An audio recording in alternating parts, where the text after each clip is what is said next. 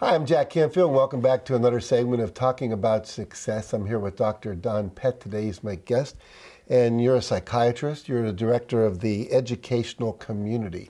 That's right, Jack. It's a nonprofit, a privately funded corporation, and we're serving a lot of people.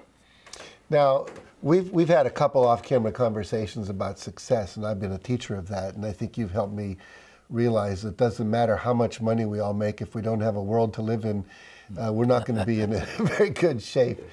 And I teasingly called you the Al Gore of the peace world here. That you're kind of bringing forward the uncomfortable truth, if you will, about the fact that we're at a precipice in our time in history. And I know you've created this organization called the Educational Community to kind of address that issue and wake us up a little bit and teach us some skills about how we might avoid going off that precipice. Talk about the educational community and what it does and what you're trying to accomplish with that. Well, I'm always delighted to do that. We're interested in solving the biggest puzzle. The biggest puzzle we have is why is it that we fill our world with fear, hate, scarcity, and war when actually we want happiness, unconditional love, abundance, and peace. Mm-hmm. And we seem not to be very successful at that. Well, what we're interested in doing is trying to change that. We think there's an answer. Everybody in today's world wants the answer. The world is waking up to the problem with ISIS and so on, and we can spread the word that people can make a difference. Okay, so what is the answer, according to you? The answer is we have to teach ourselves to love ourselves abundantly. And we've created the most powerful secret, yet secret love creation skills. Our goal is to create 1 million love creation teachers. It's so simple. You learn the skills by going to our ever-free internet site. You like them, you pass them on to someone else, and when they call and say thank you, you simply say, you do what I just did for you. It's as easy as 1, 2, 3, costs nothing, and it takes little time and energy, and it is one of the most fun things that we can do to give love to other people. So give us a little clue. You started to say we have to love ourselves abundantly first. Yes. And I assume out of that self-love then comes love for others. The idea, the modern version of the golden rule, or what starts with reciprocity, is love yourself with the abundance that overflows to enrich the world. It's very hard to give away what we don't own.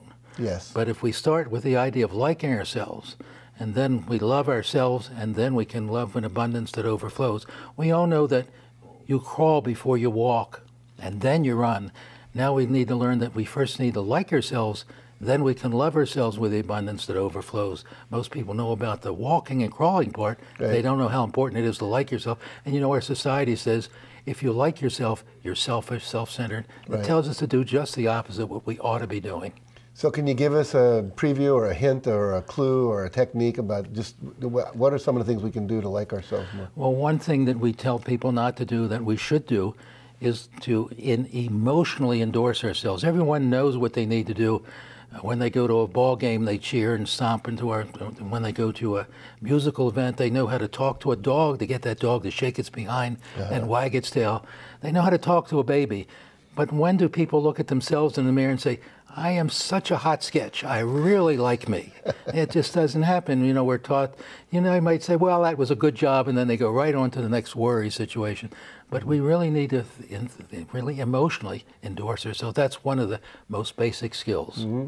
Now, one other thing I'd like you to share with our viewers, if you would. You talked about some thoughts. We need to change our way of thinking. And you shared some of the things like moving from either or to both and. Talk about a few of those things. I found we've developed just 7 words, that are on our website.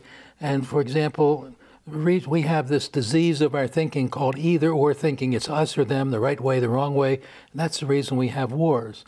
But if instead we think of both and, it's us and them, we can work in cooperation rather than being competing for somebody's got to be dominant and somebody has to be submissive. Mm-hmm. The language we learn when we grow up, all of us get these 3 symbols. We get a religious symbol, we get a patriotic symbol, we get a political symbol, and all those are tribal symbols. They say our way is the right way. We have not yet developed a universal symbol, and the educational community has created that, and we put it on our website. Okay, so we get out of either or. You talked about should and could. Can you talk about that? When you say should, you're really saying you have to do what someone else told you. That's the should. When you say I could, the could word invites our mind to say, well, what are the alternatives? What are my choices? I could do this or that or the other. But as soon as you say should, you're saying there's one right answer, and that's what you should do. Another simple change would be, instead of they make me, the blaming statement, the famous blaming statement, he, she, they, or it makes me, you just say, I allow, we take responsibility for it. So that's one of your basic things, and it works so well. It's so important. Yeah, I created the promoter, allowed it. It's my responsibility. They didn't make me do anything. You know, I often will bring a person up on stage and I'll say, they say, well, they made me. I say, nobody can make you do anything. They say, well, if I put a gun to your head, you know, well, I could put a gun to your head. And they say, now imagine you got a gun pointing at your daughter's head. You can't move it anyway.